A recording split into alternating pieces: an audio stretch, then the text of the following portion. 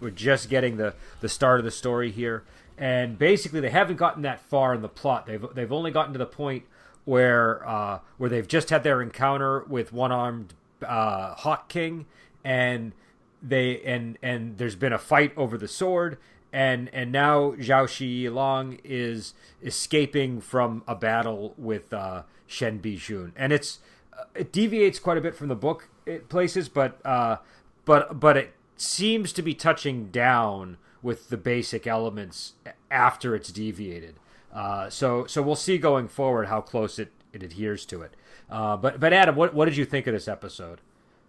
I definitely enjoyed this episode more than the previous one. The previous one, I mean, I was kind of taking things in. I never entirely got involved in what was happening, but I thought this one was pretty tight for the most part. The first part, I have to say, the one weakness in the series so far is I feel like Shen Bijun hasn't really come across as a character to me yet. I mean, people think she's pretty, whatever, but I mean, she's barely gotten any dialogue.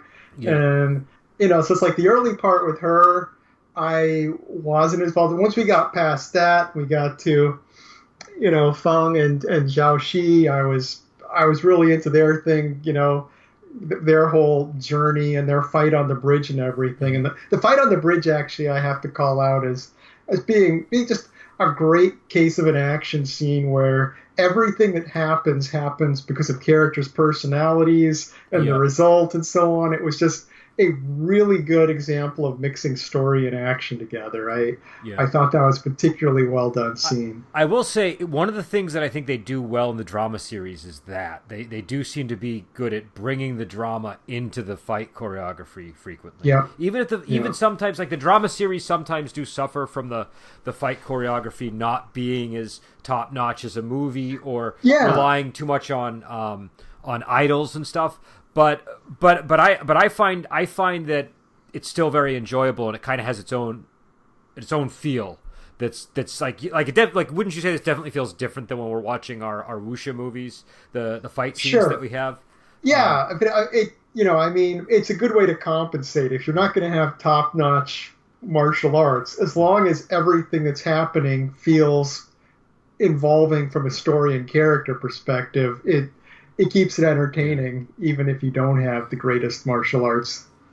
Well, and also what I've noticed is sometimes they'll rely on some of the other aspects of martial arts, so you'll get the more full spectrum wuxia, because instead of just doing like external, open hand or weapon stuff, they'll bring in more wire work, they'll bring in a little bit more CG, they'll bring in stuff that sort of gets at some of the more mystical parts of wuxia martial arts.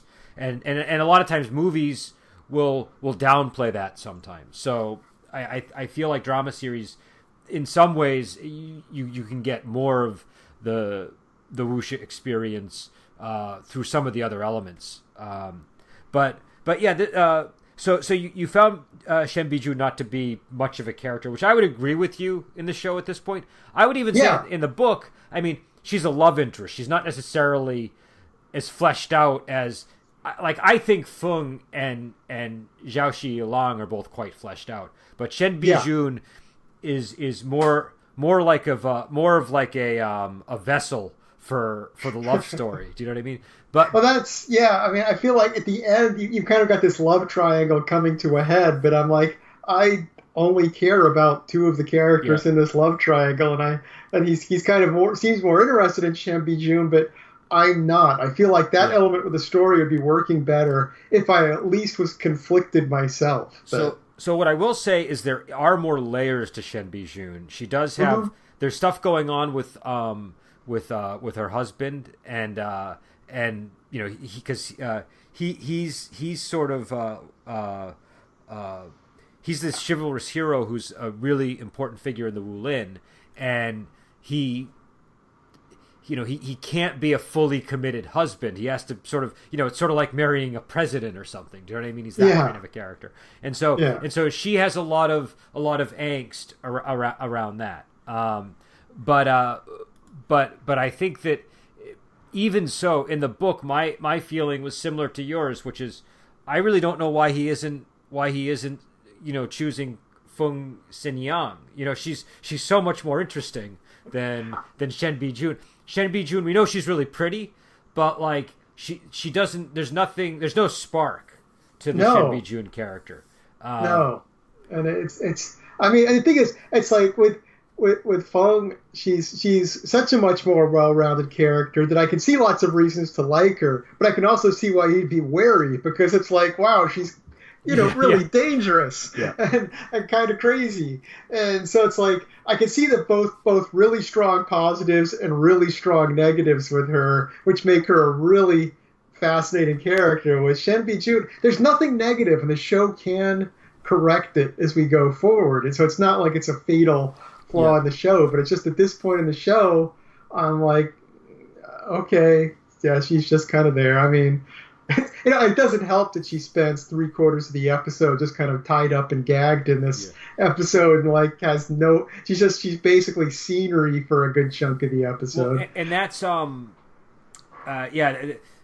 that's another sort of issue, I think, with maybe the show gets better, but in the book she's not like helpless. In the book she's actually really good at some kind of golden needle technique, if I remember. And when we first meet, like maybe they're going to circle back around. Maybe it's like a Walking Dead situation where they sort of introduced all these confusing elements that shift us away from a crucial plot point, but then they circle back to that crucial plot point. But when she initially gets captured and Xiao Shiyi Lang has to save her, it's a product of this attack on her carriage. And she dramatically exits the carriage and fires these golden needles, and it's she's very much like a wuxia hero. But I feel like in this show, you're not quite getting that sense of her. She sort of seems a little bit helpless compared to the character in the book. Now in the book, she does become helpless because she gets injured, and Xiao Shiyi Lang has to help her because her leg is poisoned. Which raises a question. We haven't encountered a character in the show yet called Little Mister or Little Lord by any chance, have we? Not that I've noticed. Okay. No.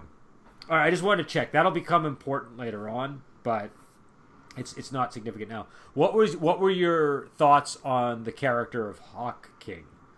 One-armed Hawk King. He was a well-done character. I mean, he made a good adversary for the characters, I thought. Now, go ahead.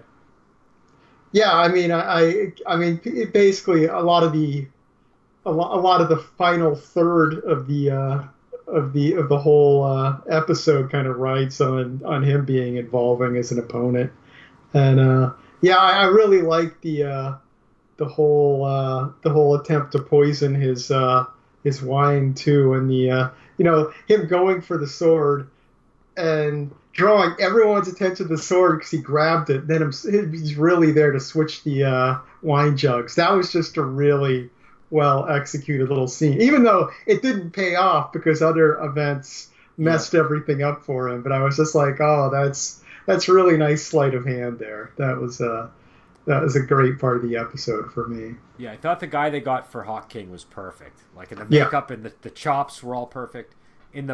I don't think it was. I mean, maybe I missed it, but I didn't see it in the series. But in the book, he actually has this ability that allows him to extend his arm longer than normal, and so that's how he tricks Feng, because she like, it's a similar situation. They end up in a fight with him at a restaurant /inn. Interestingly, in the book, the restaurant's a Muslim restaurant, and and so One-Armed Hawk King, he has this technique he uses where he gets there and they give him a live ox for his dinner because he likes to eat the hearts of living oxes, and he's got a technique that allows him to penetrate the belly. I'm pretty sure it was One-Armed Hawk King. It might have been another character, but I'm pretty sure it was him who does this, and he impales the ox with his claws and devours the heart. It's just like a really cool dramatic introduction, and Feng actually goes alone in the book to seduce him as a courtesan. Like, they go there and they're expecting to be entertained by a courtesan or a prostitute. So she makes an arrangement with the innkeeper to be the courtesan. And I remember I had sent you those the lines of text and I think I even might have posted them on the blog. But there's a whole interesting line in there where Fung is musing on the way that a woman needs to appeal to a man and how to achieve it. It's because she's trying to masquerade as a courtesan, and so she lures him into a room, and it's kind of like in the show where it's like he knows he's being duped, and he allows her to do the paralysis thing, only to actually have been either faking or knowing how to escape from the acupoint block, and at that's the point. And again, people who are sensitive, they might not want to hear what's coming, but that's when One Arm Hawk King tries to rape her, and then Xiao Shiyi Lang steps in through the window, and it plays out very similarly. But the thing about this show that's, on the one hand, kind of bothering me, but on the other hand, kind of intriguing me because it means I don't really know what's going to happen, is they really are adding a lot of confusing elements. Like this is the plot in the book is so much more straightforward up until this point. They go to the restaurant, and One Arm Hawk King is there with like 3 or 4 other guys who have been tasked with transporting this weapon to Lady Shen, and they steal it, or they believe they steal it from him. There's not this whole melee in the street, and these women that are part of the Venom cult. Those are all elements I'm not, either I've forgotten and they're later in the book, or they're just not there.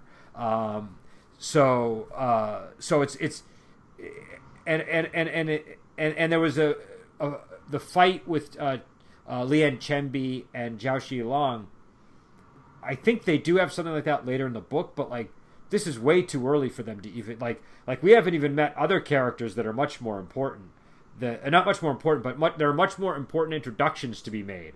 So I don't know. So it just feels kind of exciting because I don't know what to expect, but I'm also really kind of wondering, did they just throw in these elements because they figured we have to do an episode, so we need to fill in 20 minutes, or is it a play on something in the book and I'm not picking up on it? Like the Venom thing, like that was almost like I think that was about as far up to the line with like homoeroticism as they could get in China with that character. So they might have been doing it for that reason. I don't know, but it was a very I don't know. I didn't know what to make of all that material. Yeah. No, I mean, it's possible they are just trying to add more color to the inn scene. They're like, hey, how about if there's this whole weird group that's running the inn? And, so that's the question. Will they be ongoing characters, or are they kind of a thing that's going to pop up for this episode, maybe the next one, and then just disappear from the story? So that's an interesting question. Well, and there was that grandma that kidnapped her. That's demanding right. that she buy her shroud.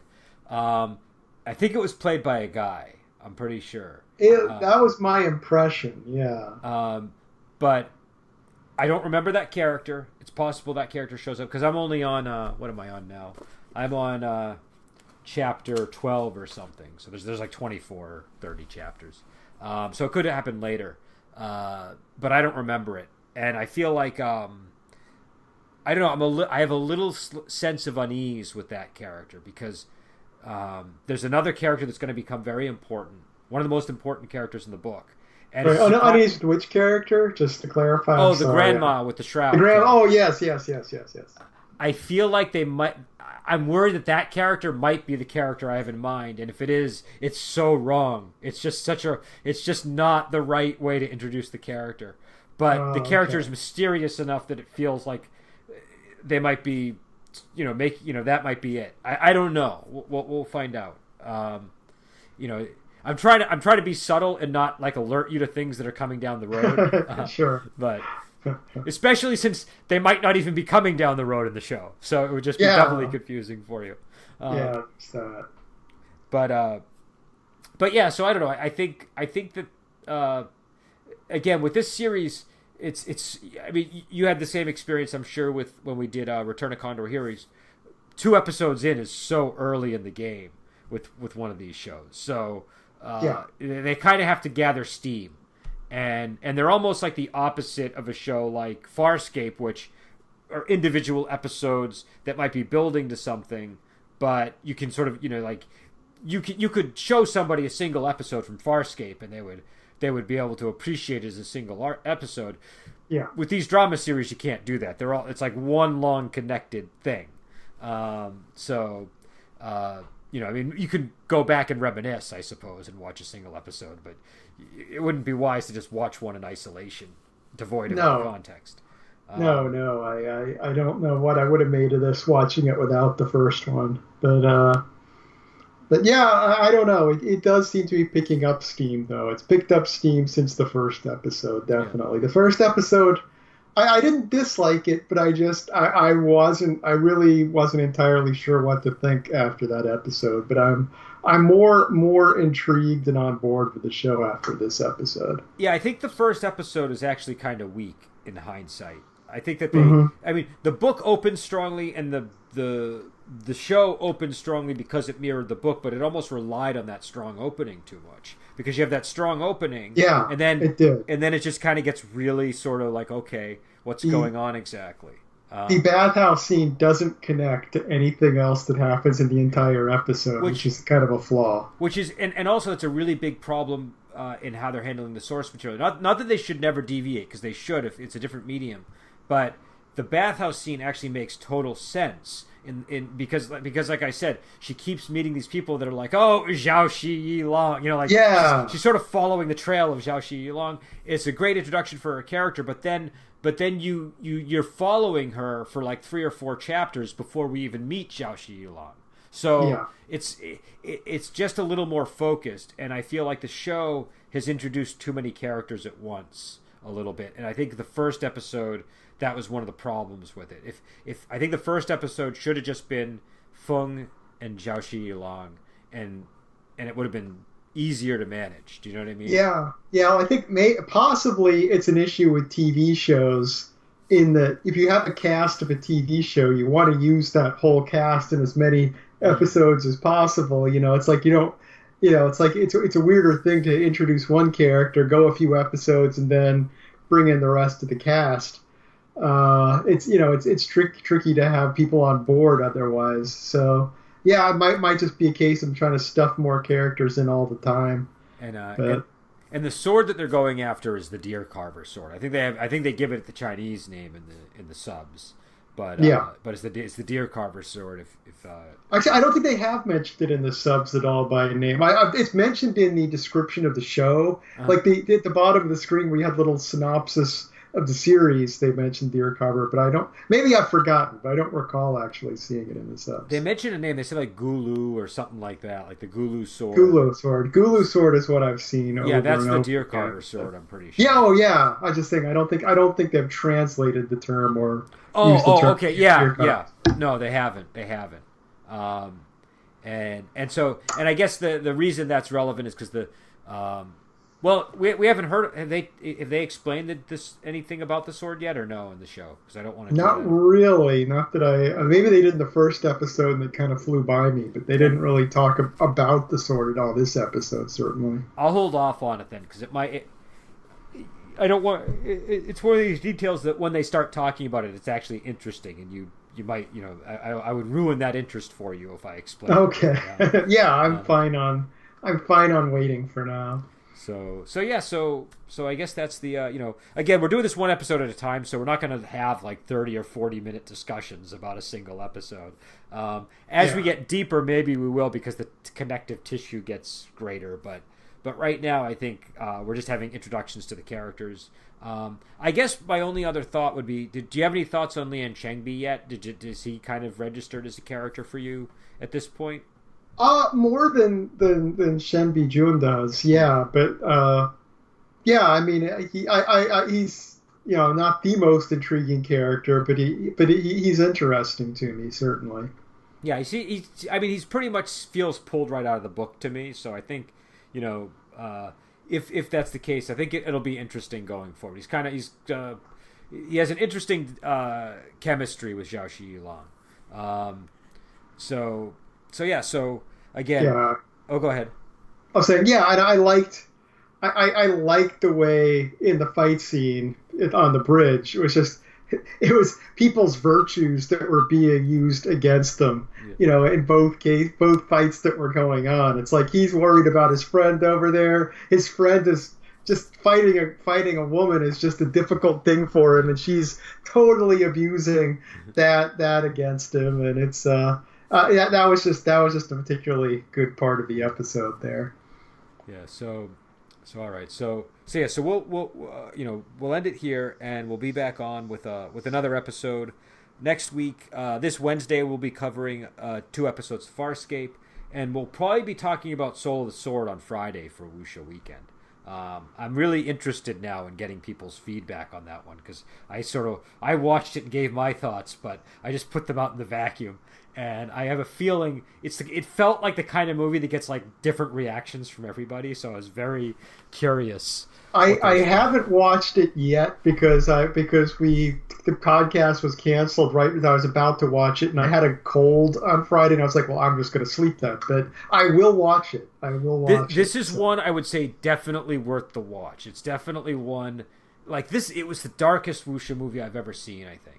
And now keep in mind, when I say that, it's still like an older movie from like 1978 or something. Yeah, so, yeah. I don't want to get people's hopes up too much that it's like this really atmospheric, dark It's moody not going to movie. turn into a Lars Van Trier film or anything. Yeah. But it is dark. I was genuinely surprised how dark this movie got. So we'll. In fact, I think I used in my review the term grimdark to describe it, which is, as you know, I never say grimdark. It's not really in my vocabulary. But anyways, we'll be back on, and we'll also have an episode of Wuxia Workshop. I think we're going to be doing 36 Chamber Shaolin and Magic Blade, probably later in the week as well. So we will go, and we will talk to you later.